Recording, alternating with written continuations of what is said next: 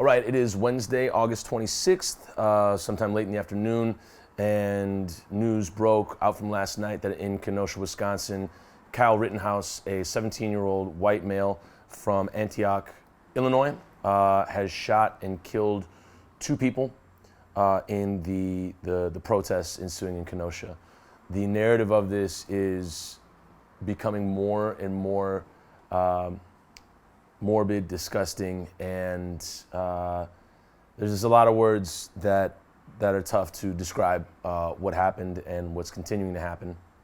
However, the one thing that we can take away from it is when you see what happened to Jacob Blake, going back to his car where his children were in the car, a father going back to his children, was shot in the back around 7 times and was subsequently he was paralyzed from that shooting, could have been killed. However, we see Kyle Rittenhouse shoot 4 people. Some said 4, some said 3, but he killed 2 people. He shot at people. I think that's just the thing right there. Showed up to shoot people, and the cops waved him off.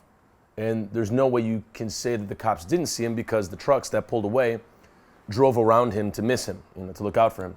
So they saw him. You can see from a distance away, the camera angle, that he still has his gun. He has his AR-15.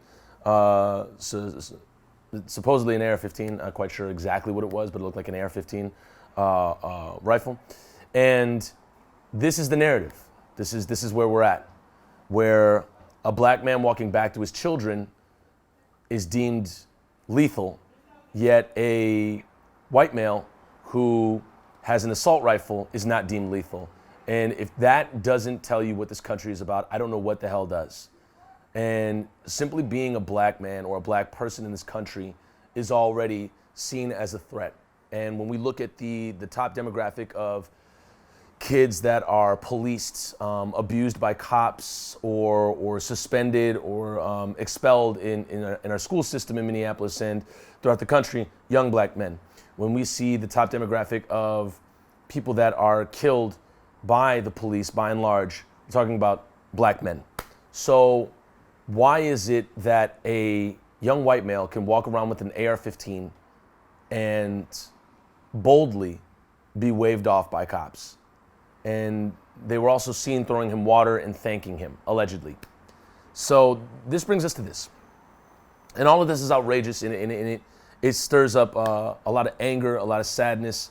It may stir up some confusion if you haven't been watching the news lately, or you haven't, been, I don't know, if you haven't been paying attention to racism, because it's not confusing at all to me, but some people have marked it as confusing in certain news feeds and timelines. But the takeaway is this: you're looking at a tax-funded institution that is protecting whiteness. It's flat out what it is. You're looking at a tax-funded institution that is protecting whiteness, and it's protecting white supremacy. Kyle Rittenhouse, regardless of what he may say in conversation or what he may say his values or principles are, this was a discrete act of white supremacy. And you don't need to take away anything that he's going to say in the future or in the past. You look at his actions. Showed up to a protest and shot protesters.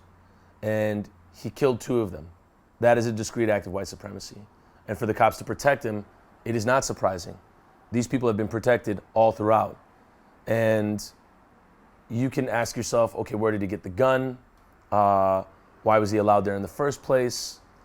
We can go down the slippery slope or the ladder of things that shouldn't have happened before Kyle showed up. However you look at it, you have to understand that police are here to protect white supremacy. And this is the takeaway. That has got to be the takeaway in that exchange. And Kyle Rittenhouse doesn't happen without Jacob Blake.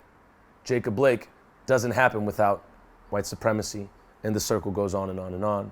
And to break that, we're going to have to reimagine entirely what police departments look like. Kyle Rittenhouse is not a lone wolf. Kyle Rittenhouse is not something that just happened in a vacuum.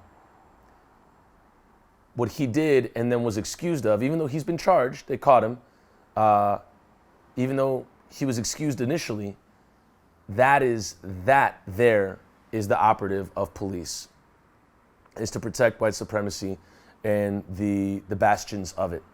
And Kyle Rittenhouse is most definitely a bastion of white supremacy, as are the police.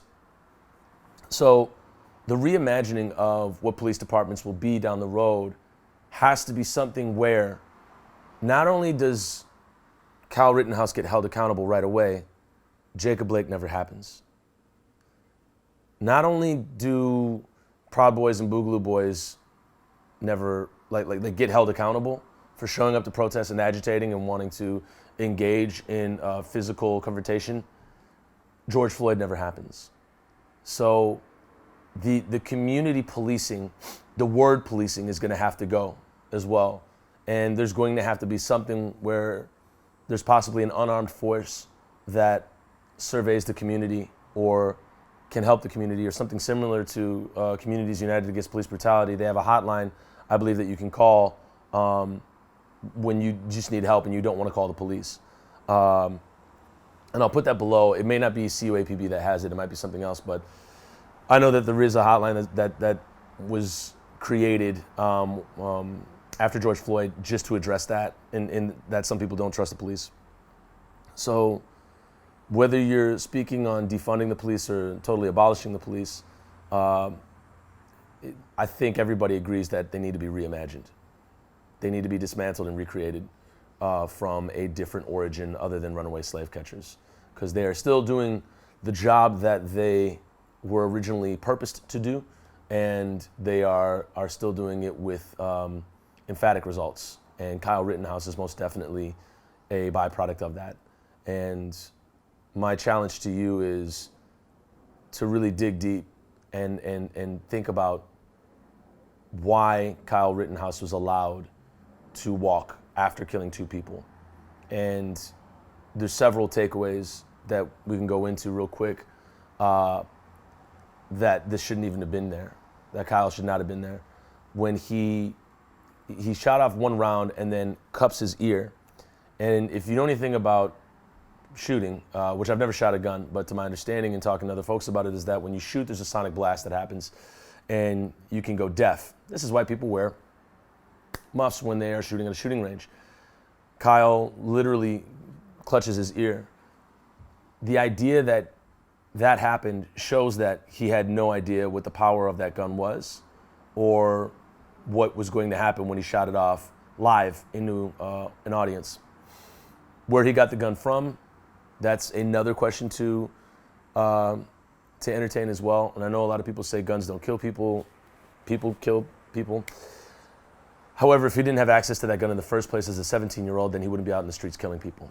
So there is something to be said about gun violence and it not existing in the first place, so he wouldn't have it in the first place. And we can go into other people possibly having guns to defend themselves. And it does go down a rabbit hole. It does go down a rabbit hole. But at the end of the day, what we're watching is white supremacy in action and the police defending it, and also throwing him a water bottle and thanking him for being there. So police need to be vastly reimagined.